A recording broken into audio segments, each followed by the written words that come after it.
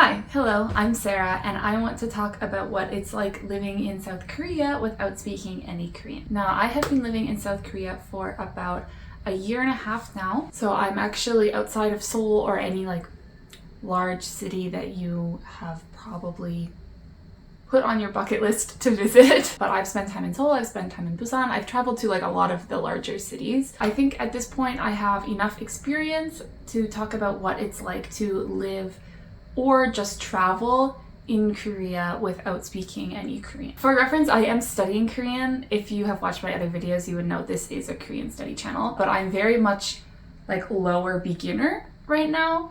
So when I travel, when I'm out living, my everyday life, I am getting by without speaking a lot of Korean. So I'm going to start with my own personal experience, how I feel and how I have felt living here. And then we're going to dive into my recommendations of how much Korean I think that you should know for different aspects of living life in Korea. So let's get into it. Starting off with my personal experience, I'm having a rough time.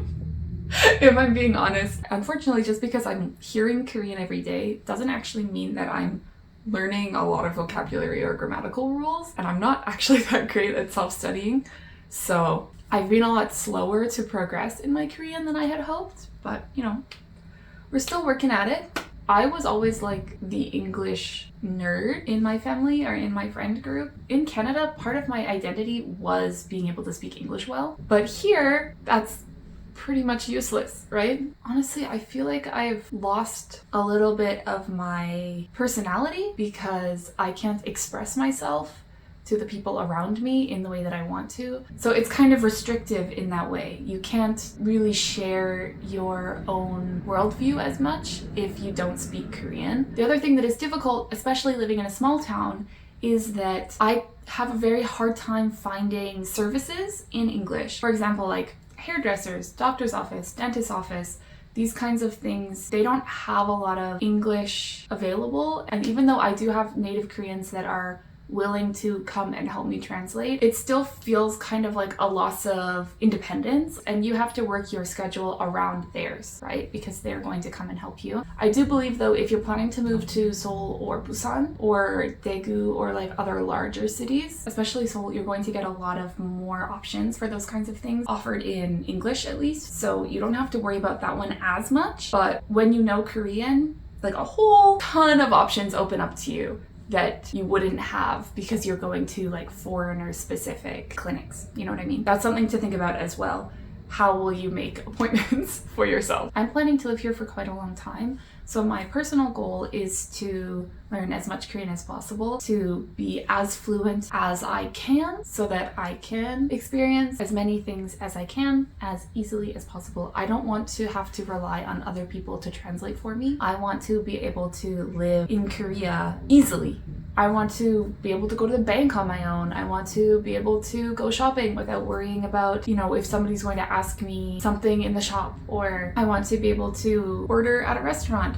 Another big thing about my personal experience is that I am a vegetarian. And if you might know, if you are interested in Korean culture, that a lot of Korean food is meat or fish based. And so when you are dining out, you often have to worry about what exactly is in the food. Koreans aren't particularly cognizant of food allergies or food restrictions when they're cooking, especially in traditional Korean restaurants. So if you do have any kind of restriction, you often have to talk to the staff about it and be able to explain exactly what ingredient you're looking for. For example, I would be meat and fish. 90% of the time, the staff will be happy to talk to you about it, but you need to be able to explain yourself first because it's not going to be at the front of their mind, this kind of dietary restriction. Definitely, if you have any dietary restrictions, either get one of those little cards that explains it in Korean so that you can give that to them, or learn the vocabulary that you would need to be able to explain to them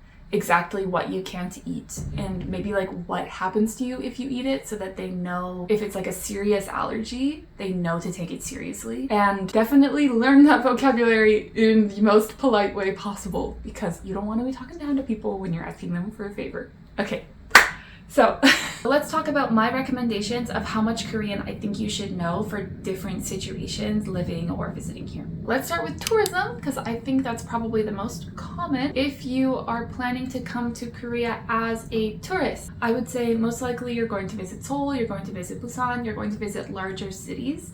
And so the level of Korean that you'll need to get by will be fairly minimal. I would recommend learning like basic greetings and like pleasantries, like how to say thank you, that kind of thing, because it's just going to make people a lot happier if you thank them in their own language. It's not exactly required, but it's just kind of, it would be nice. A lot of transit stations like buses or trains are going to have English names underneath the Korean. So you don't technically need to know any Korean to be able to get around. Although I would still recommend learning Hangul, the Korean alphabet, because it's pretty quick to learn and it would make your trip a lot smoother. And also, if you are planning to travel to a smaller city, once you get outside of the big cities, the buses might not have numbers and they might not have any kind of English attached to the bus schedule. It might just be the place names in Hangul. So if you can't read Hangul, it will be a lot harder for you to travel around these like smaller areas. So I do think learning Hangul, even if you are just planning to visit here, is a huge bonus. It will open up so many different things that you can do. If you don't want to learn Korean, I would just recommend downloading the app Papago. It is a pretty decent translator between English and Korean. So just learn as much Korean as you want to, and then you can fill in any gaps with translation apps or something like that. And you will probably be fine. I don't think you have to worry about it too much. Now, moving on to my next one, which is if you are planning to study abroad in Korea. Now, obviously, if you're planning to study abroad at a Korean university, taking like an actual degree program in Korean, they have their own level. Your university will be able to tell you how much Korean you need to know for your program. They'll probably have a test that you have to take. So if you're wanting to do something specific like that, I would suggest looking at your school's website and seeing how much they require you to have. They'll probably give you a TOEIC score that you need to get, and then, study for that, get that. You're good to go. But if you are going to language school, they don't have a specific requirement for Korean. Technically, you can go from level 0, not even knowing Hangul, and they will teach you all the way up to near fluency. So theoretically, you can come knowing absolutely nothing. But here's the thing. Language school is expensive. And for at least the first 6 months on a language school visa, if you need a visa, you won't be able to work. So you don't want to waste your time and you don't want to waste your money learning how to say hello, because you can learn how to say hello. So I would recommend trying to get to TOEIC level 2 before coming to language school. You can self-study the beginner material pretty easily. Honestly, it's not that hard to learn. If you have the motivation for it, if you have time to study, 1 or 2 hours every day, you can learn beginner Korean while you're doing whatever you're doing now, and then come to Korea at level 2, level 3, when it actually starts to get kind of more challenging, more nuanced.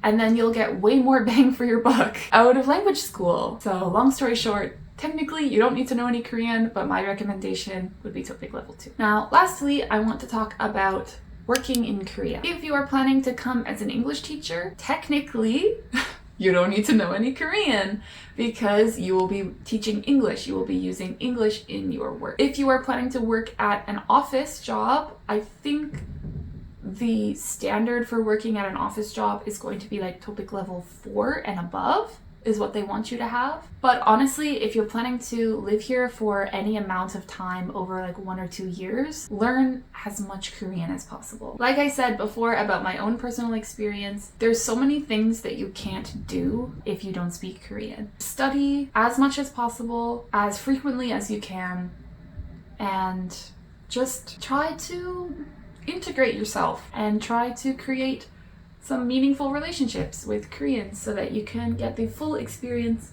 of Korea. That is all I have for today. If you have any questions about specific situations let me know in the comments. I can give you my personal experience on those. If you're interested in hearing more about my life in Korea, you can follow my Instagram at strawberrykimchi. And if you are interested in learning Korean, you can subscribe to this channel. And with that, I will let you go.